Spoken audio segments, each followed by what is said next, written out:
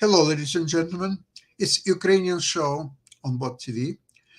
My name is Sasha Star, and our guests today are Dr. Jonathan Lockwood. Welcome to the show, Jonathan. Great to Thank you, Sasha. Good to be here. And Ivan Kucherenko from Kyiv, Ukraine. Welcome to the show, Ivan. Hello, Sasha. Hi, Jonathan. Hello, everyone.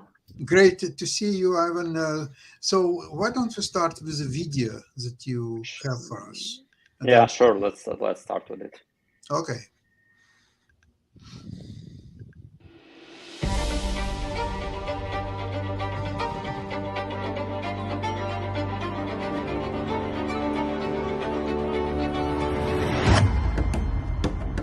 While destabilizing Ukraine's Donetsk and Luhansk regions, Russia did not build any parks, schools, kindergartens, or initiate the opening of any new businesses there.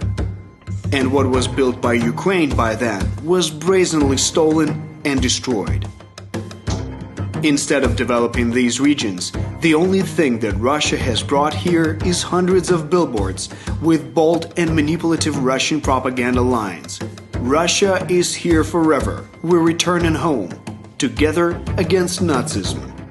Crime spread in the city streets. Low-quality Russian products filled the stores.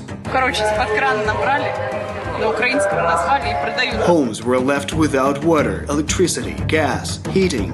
And Russian propaganda was the only thing appearing on TV and newspapers, with no alternative. Residents of the so-called DPR and LPR were not issued new passports.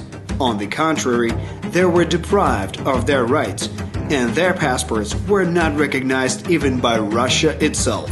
По этому паспорту можно ездить в... Куда можно по нему ездить? Луганскую Народную Республику, в Россию и в Южную Осетию. Moreover, for a long time, even Russia did not recognize these artificial DPR and LPR republics that Russia itself had created. Russia and Putin needed these regions only to destabilize the situation in Ukraine and to cause further escalation. And the local population is like cannon fodder for the full-scale war. Всех мужиков, всех ребят, уже половина попохоронили мы. Отдайте документы парню. Nowadays, experts note that what Russia is doing here is more like a planned genocide of the Donbass than its salvation.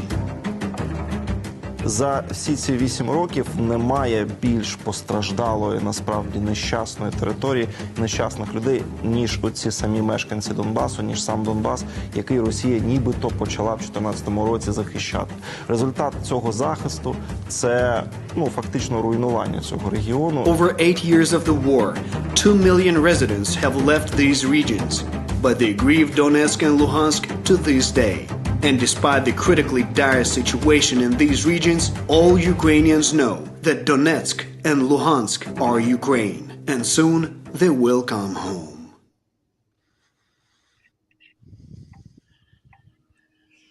Excellent video, Ivan.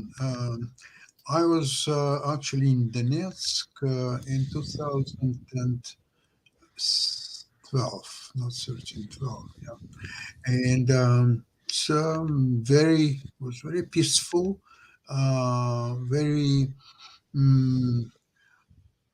actually, I felt very safe there. The people were very nice, and if somebody would tell me what was going to happen in 2 years' time or in 12 years' time, I would never believe that. There was no ground, in my opinion, for that. How could escalate? What I've heard actually is that Russians sent a lot of fighters from the Transnistria area. They were like real bandits, trained, and they sent them, a lot of them, to Donetsk, Lugansk region in 2014 after Crimea to do this Is it your information as well, Ivan? Yeah, Lugansk. Just remember you that I'm originally from Lugansk, and Lugansk was quite a peaceful city, small, with a lot of universities and a lot of people from India, from Southern Africa, studied in Lugansk Medical University. It was very popular amongst them and provided quite a good education for affordable money. And I moved from Lugansk to Kiev in 2006, but I came there quite oftenly because all my relatives were there. My mom, the last time I was here was 2013, and that happened in 2014. Actually, was completely artificial. Those people, Russia, because the border, we never considered Russia to be a potential aggressor to Ukraine, and the border of Lugansk region, the Lugansk-Donetsk region, and Russian regions was quite open.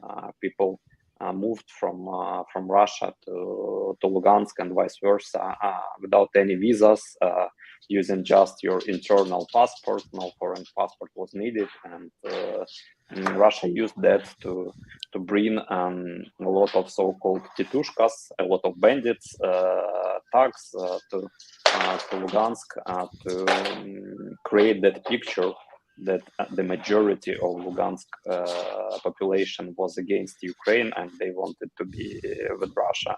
And beside that, they've used some saboteur groups. For instance, one of them was headed by Girkin, who captured the Slovyansk city in Donetsk region, and these armed saboteur groups were actually of Russian former or active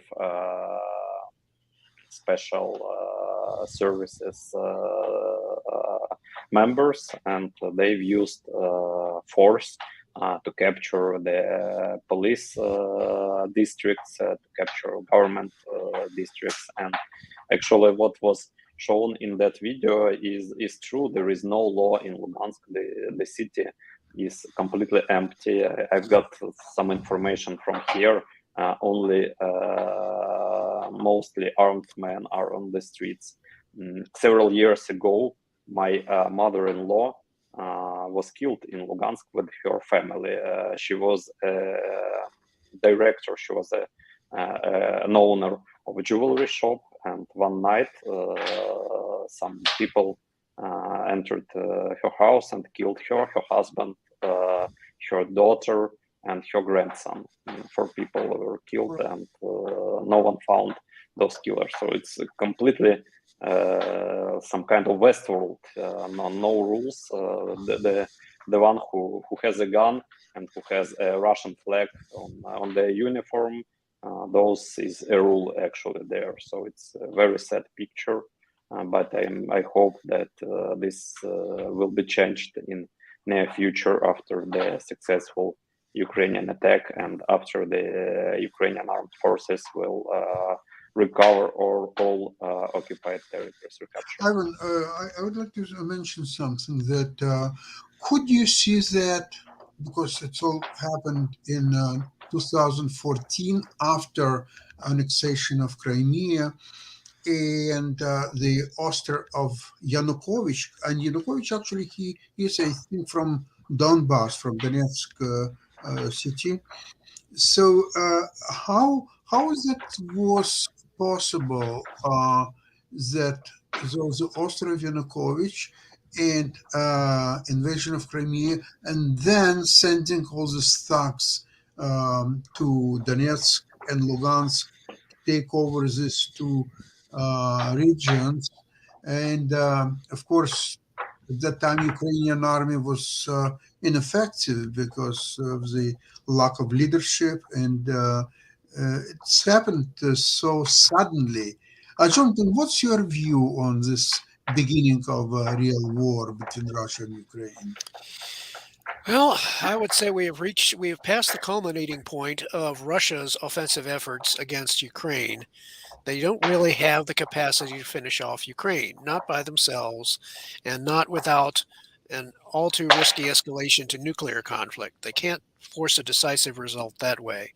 Now the question becomes, does Ukraine have the requisite counterattack capability and the timing? Ukraine does not have the luxury of simply going on the offensive at any old time and in any old place without regard to casualties or without regard to results.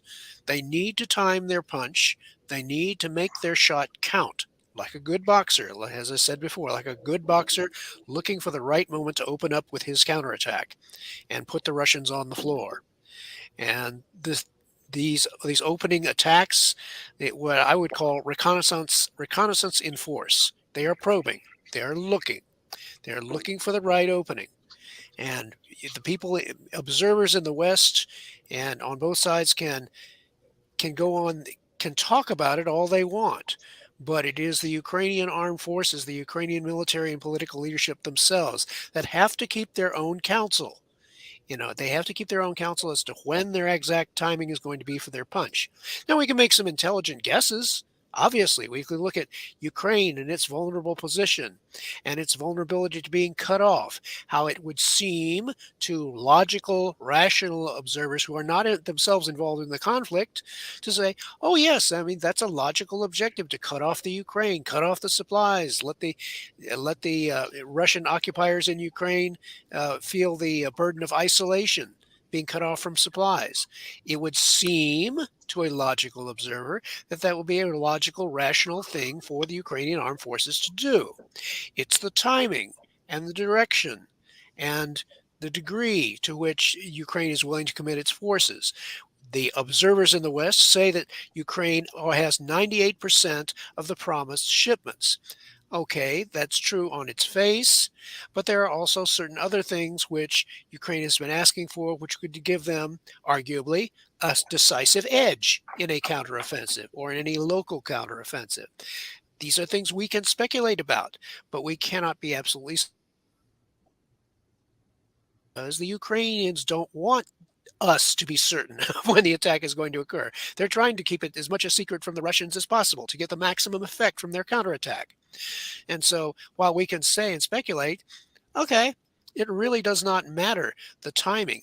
What does matter is that when the attack does come, it catches the Russians off balance. It catches them unprepared.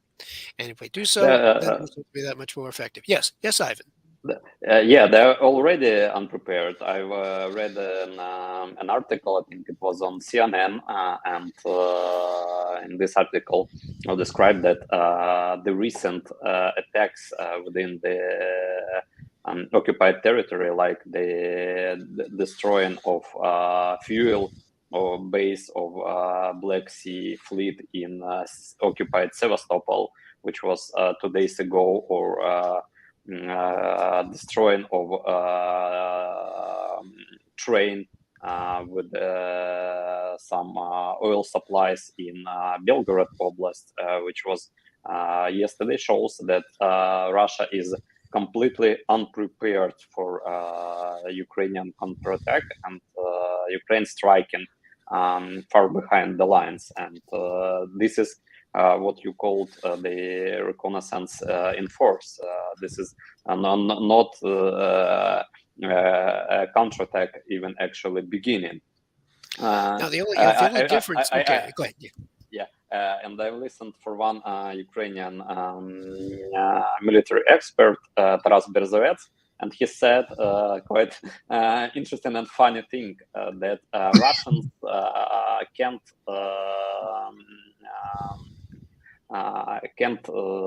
have any success on the battlefield without three things: without strong artillery support, without railroads, and without vodka.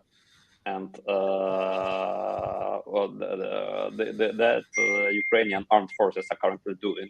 They're cutting off the railroad lines, using the partisans, the guerrilla operations even on the Russian territory, like in Belgrade. They're destroying the Russian artillery in counter artillery battles, and we see that according to the last statistics of Russian casualties from the Ukrainian armed forces, they have significant increase in destroyed artillery systems during this period, and it shows that Ukrainians are actively preparing to the counterattack by destroying the Russian artillery. And unfortunately, we can do nothing with the vodka, but just to supply Russians even more of vodka for them to be drunken completely when the Ukrainian counterattack will begin. Actually, Ukrainian vodka is of highest quality, and Russians will Oh, be very, very grateful for that. All Ukrainian products are very good quality because Ukrainians put our souls into these products. And it's not only about vodka, about other products as well. And it's a lot of pride too. great anesthetic. Yeah. Yeah. I would like to ask you something, a very different concepts in the war from Ukrainians and from Russian. For Russians, the most important thing is the land. They sacrifice thousands of their people just to grab extra 10 meters or 100 meters of land. So the land is priority number one. Saving life of their people is no priority whatsoever. It doesn't matter how many people were killed in Bakhmut. To make a little movement, 10 meters or 15 meters, they were sending hundreds a day, if not thousands a day. Now, from Ukrainian point of view, it's no land, it's the people, it's their sons. The most important thing is to save as many soldiers, as many people as they can of their own. So that's why, in my opinion, they are not rushing in this counterattack, simply because they want to, besides, of course, they want to free their territory, but they want to preserve their armies. This is number one, because if you don't have army, you don't have territory, you don't have anything. You have army, then you can fight and eventually get all your territory. So in a way, what Colonel Svitan, I'm listening to him quite often, that's what he said, that the Ukrainian tactics of meat grinder is the superior, because this exactly does what it has to do, to kill as many enemies as possible. This is the goal of war. What do you need army if not to kill your enemies? What is this army for? You don't need armies that cannot kill the enemies. The goal of the army to kill as many enemies as possible. With that, you will have land, you will have everything what you want, if your objective has been achieved. So this is exactly what I see is happening. Is they're very careful probing in different directions. Where is the easiest way to mount a counterattack? I think they have several different plans where to have a major blow. They will just go with whatever one presents them with the best opportunity. That seems to be the pattern of Ukraine thus far. Look for the best opportunity. Don't just lock yourself in to one particular course of action. They're being very flexible. And they can just ignore all the chatter, all the chatter in the West and in the East and all around the world. Oh, where's it going to come? Is it come? Is it going to work? It's they all just noise. ignore that. It's all noise to them. And if the noise confuses the Russians, great. the Russians have to sort through that noise too. In that respect, also there was activization of Chinese diplomacy, and they're now willing to send a special envoy to Ukraine to work on this peace solution or so on. From what I understand by now, it's again nothing but noise, which will benefit China as a great peacemaker, the great guerrilla who could put something what no West could do, no East could do, no Russia, no United States, nobody else did but China. China did it. Ivan, tell me, do you think it's a feasible initiative? I think that China just want to use this situation to get their own benefits from the Ukrainian victory. They're actually getting benefits from Russia being in war because Russia has no trade partners, not so much trade partners left in the world except of China. But in the end, China can get even more benefits with the Ukrainian victory because sanctions will not be lifted off from Russia immediately. Sanctions from Russia will be lifted only after all Ukrainian goals will be achieved. Ukraine will receive reparations from Russia. Ukraine will punish, and the world society definitely will punish all the war criminals, including Putin and his fellows. And during this, China will benefit both with trading with Russia and getting the Russian resources very cheap, and with importing their consumer goods into Russia, because when all major, for instance, all major car manufacturers left Russia in order to stop paying taxes there, and we appreciate those companies who left Russia and not pay taxes there to Putin to support and continue his war.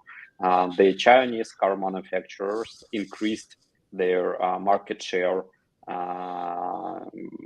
significantly there, and soon, probably on the streets of Moscow or St. Petersburg or other cities, there will be only Chinese cars, probably, and some Russian so-called cars. But what is interesting that from one side, China is using Russia and getting some benefits, and from other side, China is not supporting this war, and even the recent statement of United Nations, which calls the Russia being an aggressor into Georgia and into Ukraine, and demanding Russia to pay the reparations because of their aggression, was supported by China. China voted for this statement. Only 5 countries voted against it: Russia themselves, Belarus, Iran, Northern Korea, and one of the African countries, I think. And China, which previously was not for and not against, they just passed the voting on some statements condemning Russia. This time, China supported this memorandum, as well as India, as well as Brazil. So Russia has not so much allies in this world, and hopefully with time and with their future atrocities, because they are not stopping conducting war crimes in Ukraine, even more countries will stop supporting Russia. So obviously, Russian so-called BRICS strategy is backfiring big time. If it went down to South Africa, ask Putin not to come there because they will have to arrest him. Your bad luck. Oh my God. Actually, I thought so very interesting economic program about trade between Russia and China. So essentially, to understand what is the trade of China with different countries, the all volume of Russian trade with China is equal one with Malaysia. The Malaysia is a tiny part. You see, what is the Russia and what is the Malaysia, and it's equal in dollars. It's exactly equal trade. That's pretty sad. That's very sad. And if you think about China's trade with the European Union and United States, China is a very pragmatic country. They will not exchange this tiny trade with Russia for colossal trade that they cannot afford to lose with the European Union and United States. So now you can easily figure out all their next moves, because as Ivan, you're too young to remember, but I think in Clinton's time when he was fighting for election with Bush Sr., I think it was him who said, it's economy, stupid. So economy is very, very important part of foreign equations, whether it's election in the United States or it's a war, the tragic war in Europe. But the economy plays a very, very big role in that. And all I can say is I'm grateful to you for today's program, and I'm looking forward for Friday program. And I think that by Friday we will find out, because we're getting very close to their big celebration of May 9th, with this military parade and so on. It would be very interesting to see how it's going to happen. Okay. We'll see if there's much of a celebration. Yeah, we'll see. We'll see. Thank you so much, everybody. Bye-bye, and see you on Friday. Bye. Thank you. Bye. Slava Ukraini. Героям.